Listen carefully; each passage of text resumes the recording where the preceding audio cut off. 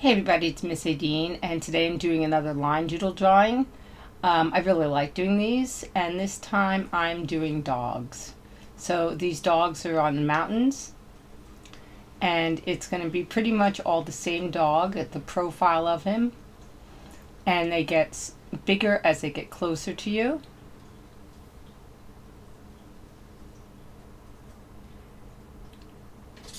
This one has a slightly different tail, but they're pretty much the same. And they're not, accurate dogs. It's just the idea of a dog, like the symbol of a dog. And they're very square bodied. And this one is going to be a little different because he's all the way up front and he's sitting.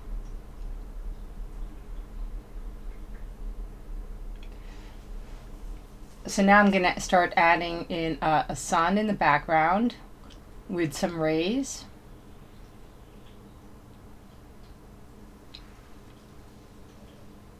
And now I'm going to add patterns into the mountains. So each mountain's going to have a different pattern. And I'm going to make sure that if the patterns are similar, that they aren't touching each other, so that we can see that each one is completely separate.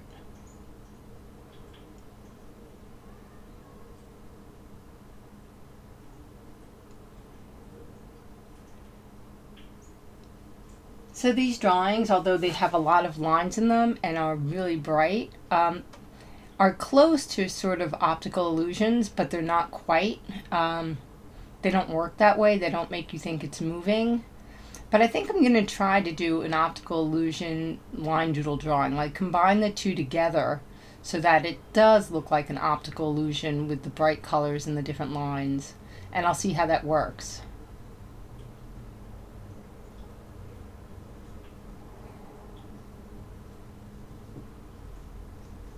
So I'm being really careful to stay behind my dog.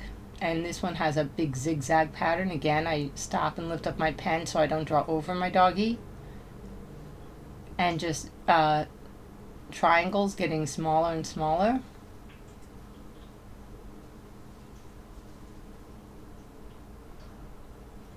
And this is just a big curvy one.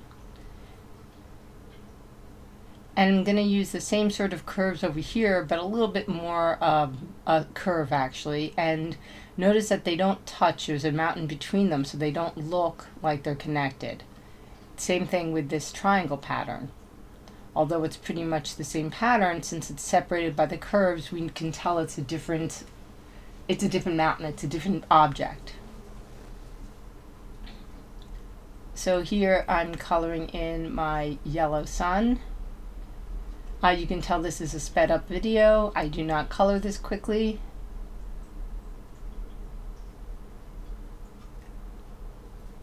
And I'm trying to really work it so that I don't have any weird lines.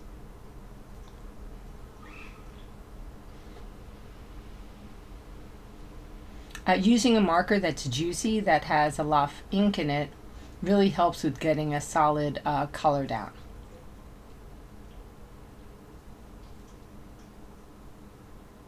And I like that, as I finish the sun, I can see how the dog stands out.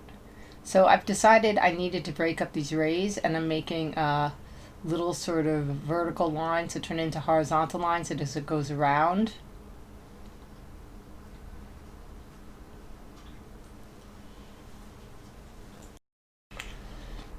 So I'm again working behind my dog, and now I'm using a really pale yellow. And I'm skipping 3 in between because I'm going to go from yellow to a peachy orange to an orangey to a like a warm orangey red, and then it's going to be just a darker red or a more pure red. So the last color I use is the first color I start with on the next line, so that going next to each other, it'll also form a pattern.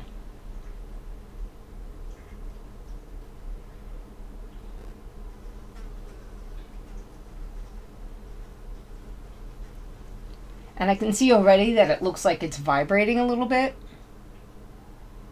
And I like that. The colors you use, the colors you choose to use next to each other, have an impact on what you draw.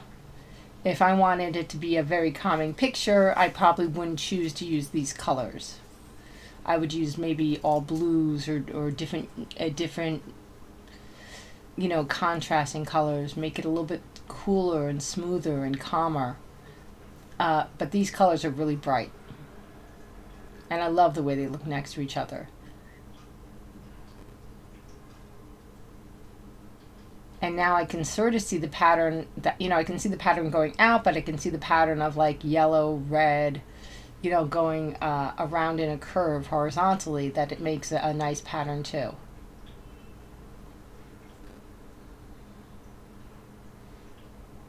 So even though the pattern sort of disappears on the top, it continues on both sides, so you know it's there.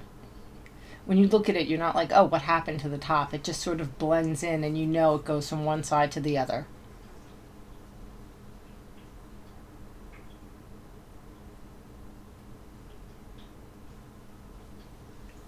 Now this is really zoomed up, and we can see it's really starting to come out nicely. I love when I'm about to finish one piece. It makes me so happy to get to the end of each section. I get to see what it looks like.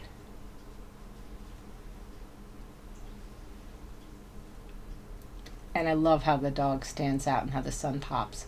So here I'm using a purple and like a dark magenta and this lavender. And it's a little tricky to see the different color between the dark purple and the magenta on the camera. It might look more like two darks and a light to you. I can see it a little bit myself, and on paper I can really see the difference. So now I'm going to, just skip 2 and continue to add this lavender color all the way through. I'm working really carefully around the ears and the paw of my puppies. And really liking the way the colors are starting to look against the yellows that I already have down. So this is that blue.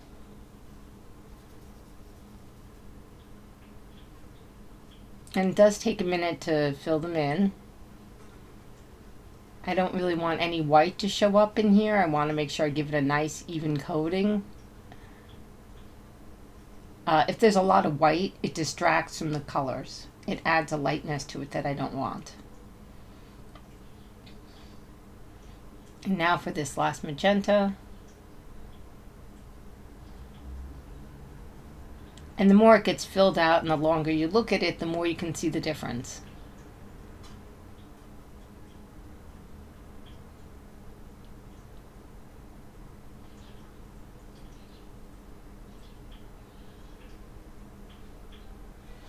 So for this next part, I'm going to think carefully about the colors I use, because I want them to be different for each mountain.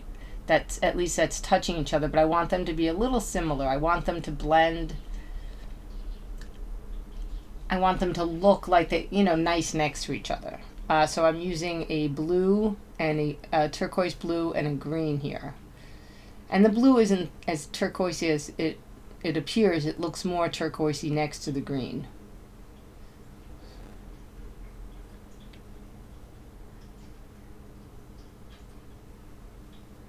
And once I know where my colors go, I can use the color more than once and start filling in.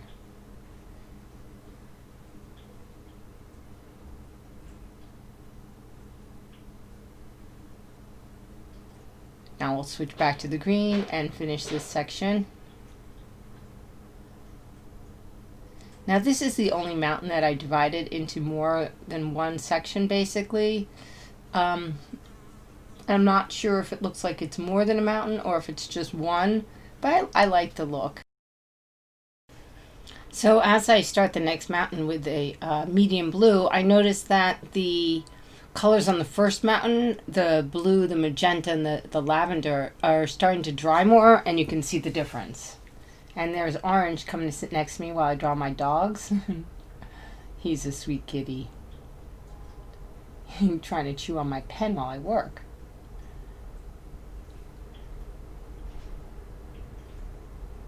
And he looks like he's breathing so fast, but this is a really sped up video, so he's not. He's just calm and cool and hanging out, trying to be all on top of everything. So here I'm using a much darker blue again, and just filling in, being really careful to go behind my dog and maintain my pattern, and play with orange a little bit, or pet orange, while I do my work. I think he's finally comfortable there. So I like the way these colors look together. This mountain looks kind of wavy.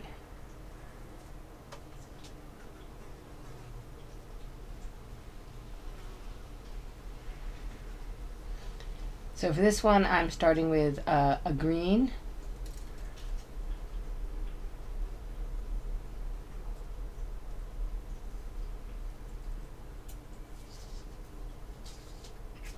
He is so silly just sitting there.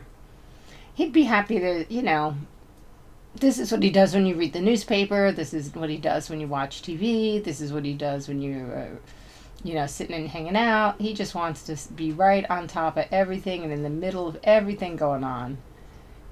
He's going to take a nap, but he wants to be involved. He changed his mind. So now I'm doing the zigzag in a lighter green. And I like the way these colors play off each other, the green and the purple, and the green with the blue and turquoise color. They really look nice next to each other. Up, and there's Sleepy. Sleepy's going to have his turn walking in the camera.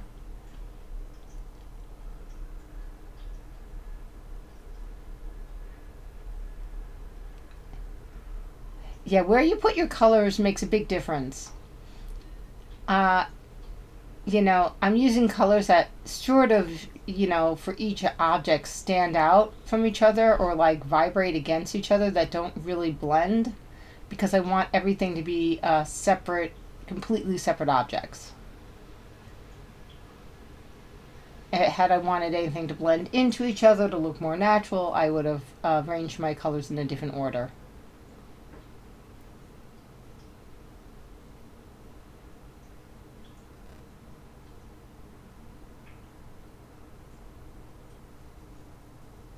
So these colors are really similar to the one with the swirls, but since it's a different shape pattern, it doesn't look like it's one object. It looks like they're related and that they're close to each other.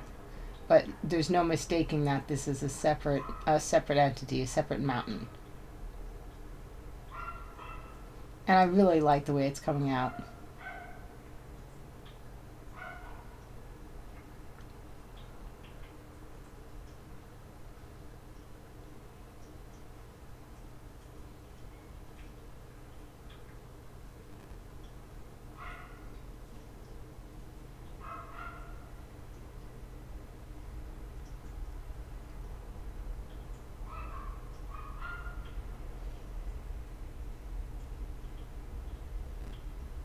Okay, so now off, I'm using this dark purple. It's a dark pink again.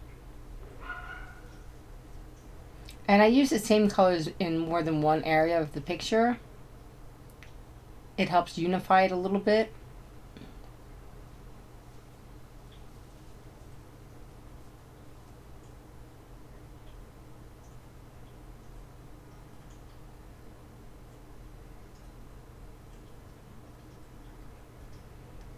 Yeah, I really like the way that color looks against the blues and the greens. And as it dries, it gets a little lighter. Now, when I'm using a light color in between the dark, I don't have to be as careful as I am, because with these markers, since they do not blend, if I go over it a little bit, you can't tell. So you can see I'm not being very neat here. I'm going right over, and it dries. If these were alcohol markers, they would blend, and I wouldn't be able to do that as easily. Here's Orange. He came back for more. It's like, it's no fun to sleep if I'm not sleeping on your work. So here I'm using a bright pink and like a lavender pink, and I'm just drawing my pattern. I'm almost done. I'm in the home stretch. I have to do this last piece of my pattern and then fill my dogs in. At this point, when I'm looking at them, I'm thinking I could leave them white because I like the way they stand out, but I do want to add color to them, so I am going to do that. I just have to decide what colors to use.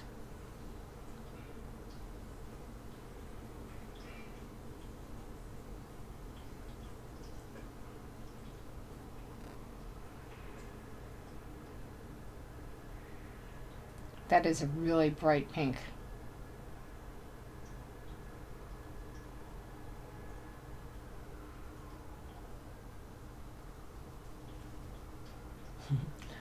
Orange is like, don't move me. He makes it a little hard to work sometimes, but he's kind. He'll scooch a little bit if you nudge him.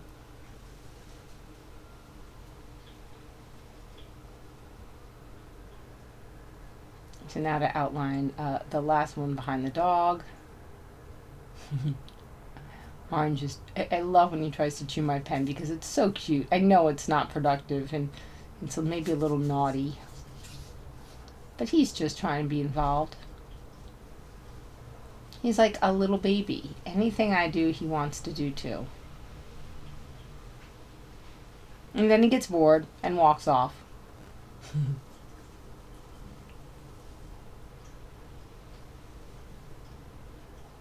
So I really like the way all the colors in the background work together. And you can see here I'm doing the same thing, going really quickly, because a light pink over the dark pink does absolutely nothing. So here I'm coloring my dog in with a gel pen. It's metallic blue. And I'm going to use different gel pens to color each dog in, because they're a little bit reflective. And it's a different kind of ink. And you can sort of see. Now I left the legs white on him intentional because I'm trying to figure out how I'm going to show that they're behind without making them a complete different color, but I might. Maybe Orange is annoyed that I do dogs and not cats. As much as, my cats stay still for me when I don't want them to, if I try to draw them, they don't sit still. They keep moving.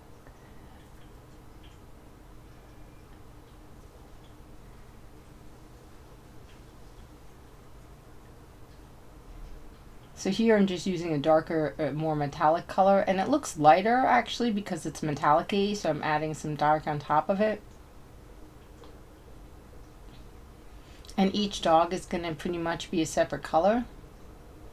So I'm using a peach on top of the greens and the blues and a brown on top of the pink. And putting a little bit of yellow in there.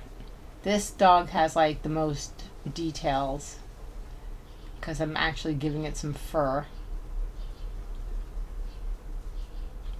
And now I'm going to outline them in silver.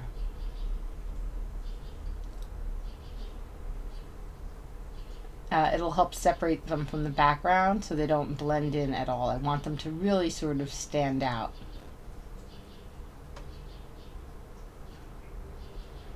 So I really hope you like the video. Click the subscribe button when you do, and tell me what you think in the comments. Have an amazing, wonderful, creative day.